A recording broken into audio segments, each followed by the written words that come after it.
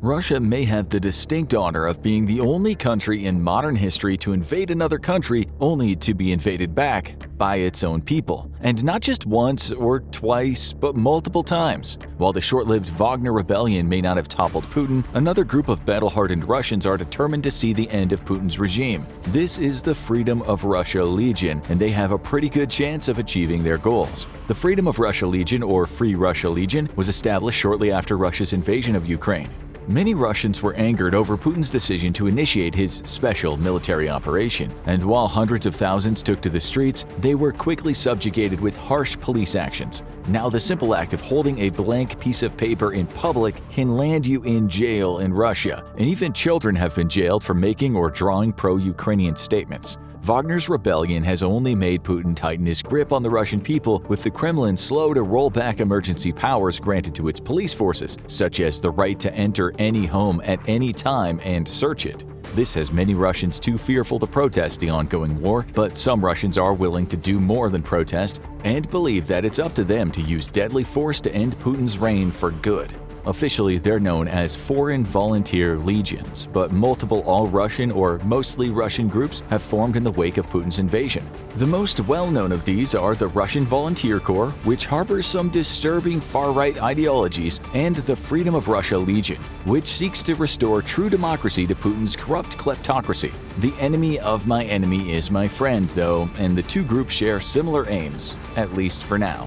These, however, are not the only anti-government forces to spring up in the wake of the invasion of Ukraine. Putin's foolish invasion has led to the rise of a patchwork group of anti-government groups. Some have moved out of the country to fight alongside Ukraine, but many others have remained to fight from within. This includes everything from pro-democracy activists to anarcho-communists, all pulling in the same direction: end Putin's reign and hamstring the military's efforts in Ukraine. A wave of sabotage has taken place across the country since the start of the war, with not a week going by without another mysterious fire or explosion rocking Russian bridges, industrial sites, and even shopping centers. In just the first few months of 2023, Ukrainian intelligence reported nearly 100 acts of sabotage inside Russia, and you only need to turn to Russian media for verification of these high-profile attacks. While many have only been moderate annoyances to the war effort, some have had serious consequences, such as explosions and fires at industrial centers directly responsible for supplying the troops on the front lines.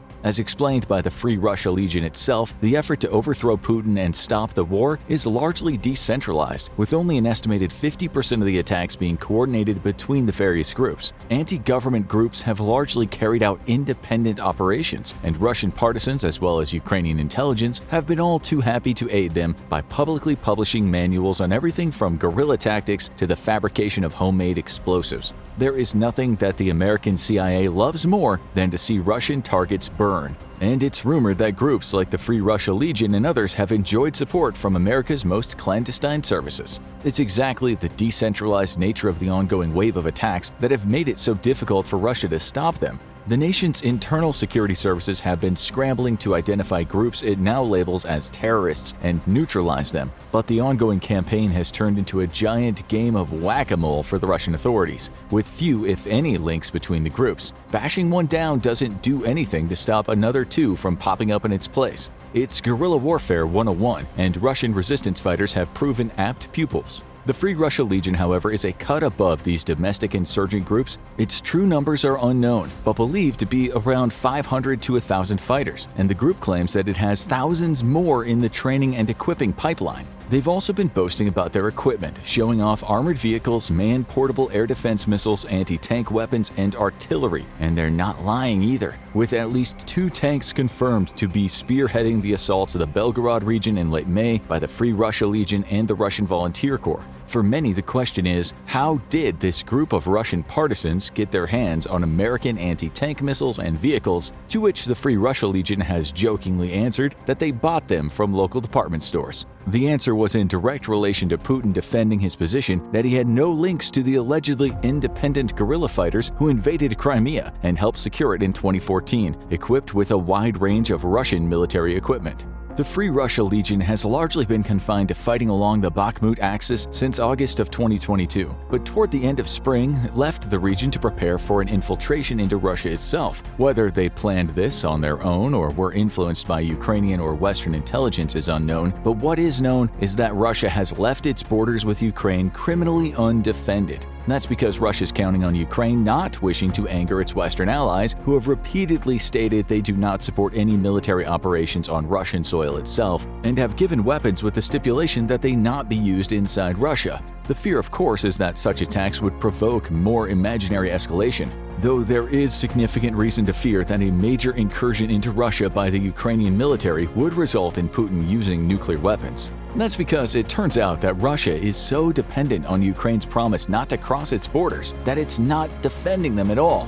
While groups have carried out cross-border raids before, the Freedom of Russia Legion and the Russian Volunteer Corps led a brazen assault into the Belgorod region in late May. The Kremlin was caught completely unprepared for a fighting force made up of an estimated 2 or 3 tanks and a dozen or so armored vehicles, with more unarmored vehicles like American Humvees. By the time any response had been put together, the groups had taken multiple Russian villages, prompting a mass panic in the region that even the Kremlin's tight control over Russian media couldn't completely bottle up. The forces it did send to repel the attack were by all accounts absolutely hammered by the far better trained and equipped Russian partisans, with multiple Russian soldiers complaining publicly or over social media about being soundly defeated due to a lack of training, equipment, or support. One soldier claimed his unit had as many as 80% casualties. It's difficult to peer through the fog of war to verify any of this information, but the fact that the two groups made off with few Russian armored vehicles and stayed in occupied territory for multiple days before retreating across the border again gives a significant amount of legitimacy to the claims of Russian forces being roundly defeated. We also know since Wagner's rebellion that Russia keeps very few combat-capable units near its own border, the situation in Ukraine being so desperate that they've been forced to send nearly all available manpower and vehicles to the Eastern Front. That leaves only territorial defense units and conscripts to defend territory inside Russia itself, and they were no match for well-trained partisans like the Free Russia Legion and Russian Volunteer Corps. The brazen attack and occupation of Belgorod achieved 2 goals for the Free Russia Legion. The first was to directly support the Ukrainian counterattack.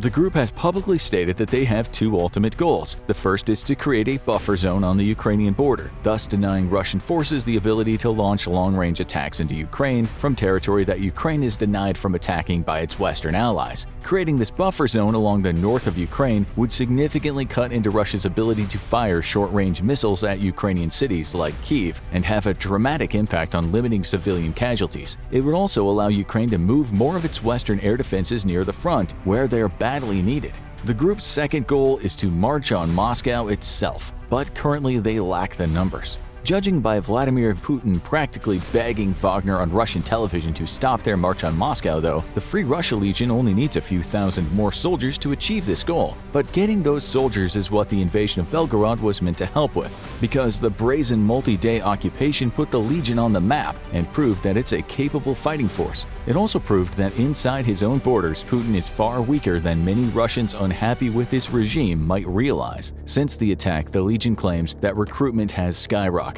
The attack on Belgorod was also meant to directly aid the Ukrainian counteroffensive currently in its opening stages. As we mentioned, Russia has basically left its borders with Ukraine completely undefended, and this has allowed it to concentrate firepower along the front inside Ukraine itself while leaving its own borders unprotected.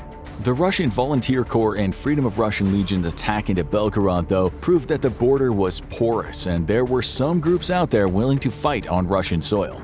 The public response to the occupation went a long way toward changing priorities in the Kremlin, and every soldier relocated from the front to guard the border is one less soldier that Ukraine needs to face on the battlefield. However, Wagner's mutinous march on Moscow proved to Russia just how weak it was internally. No one is yet sure why Wagner chief Yevgeny Prigozhin truly canceled his march on the capital, but it's widely accepted that he had more than enough firepower to succeed. In our own observations during the apparent coup, we noted that while there were plenty of tanks and infantry fighting vehicles present amongst Wagner's columns, the heaviest combat vehicles spotted along Moscow's defenses were armored personnel carriers, which would have been easy prey to Wagner's tanks and IFVs. This makes it clear that Russia has a critical shortage of heavy combat equipment and troops inside its own borders, and the nation today is being forced to reckon with the need to pull equipment and troops off the front line to secure the homeland.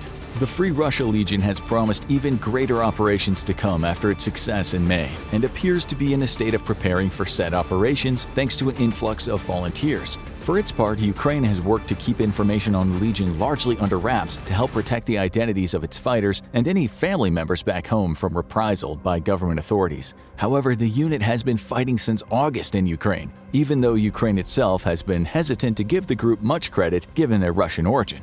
What Ukraine has revealed, though, is that it's deployed several hundred Russian volunteers along the front, signifying a growing level of willingness for dissatisfied Russians to enter Ukraine via third nations and take up arms against their comrades. The motivations for the Russians fighting on the Ukrainian side vary, but many were already living in Ukraine when the war started and saw the nation as their adopted homeland. Not wishing to see Putin extend his tentacles into their new home, they took up arms at the onset of the invasion and volunteered for service. However, others crossed the border into Ukraine after fighting had begun in order to join the growing foreign legion fighting inside the country. According to these volunteers, joining the war effort isn't easy either. First, they have to physically get there, and while in the early stages of the war many could simply cross at various undefended locations, now they seek third-party routes through neutral countries into Europe and then into Western Ukraine. Once inside, each volunteer undergoes several rounds of background checks and polygraph tests. Ukraine is rightfully concerned about Russian sabotage agents infiltrating the foreign volunteer groups fighting on its behalf, and the wrong man in the right place could be catastrophic for Ukraine.